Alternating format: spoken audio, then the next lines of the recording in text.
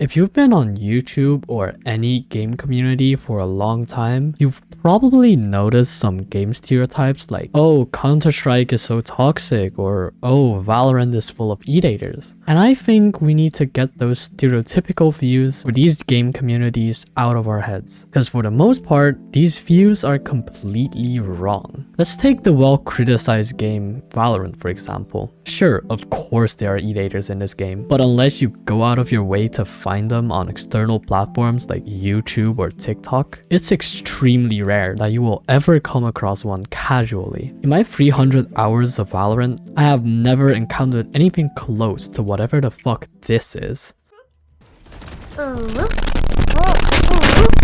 Eat-aters are just a minority of the game's player base, and for the most part, it's normal people just playing the game. Same goes for other games. Like before playing Siege, I've been told that the community is shit.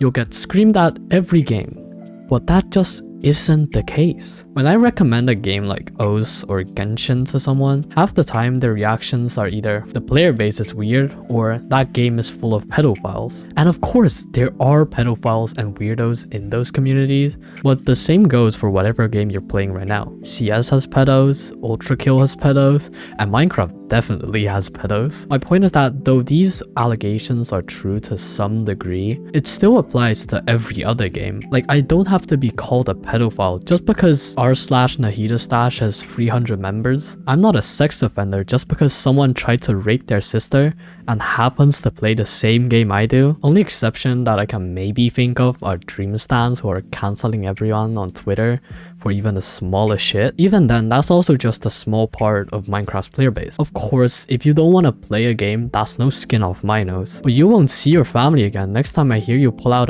the community shit argument. No community is subjectively better than the other, and the amount of weird people are still the same. This doesn't just apply to game communities. This also applies to real life. Most of what founded racism are these kinds of stereotypes and views on people. Like, just because someone of this association did something bad to you doesn't mean every single person from that association will too. My message here is to basically stop harassing people or the games they play just because they play them, especially if they haven't done anything wrong and just want to play the game. Maybe they are a bad person, but that doesn't have to be because they play a specific game you don't like. Whether you follow that logic or not, it's all on you. I will stop my yapping session here and leave anything you want to say in the comments. Have a good one, and I'll see you next time.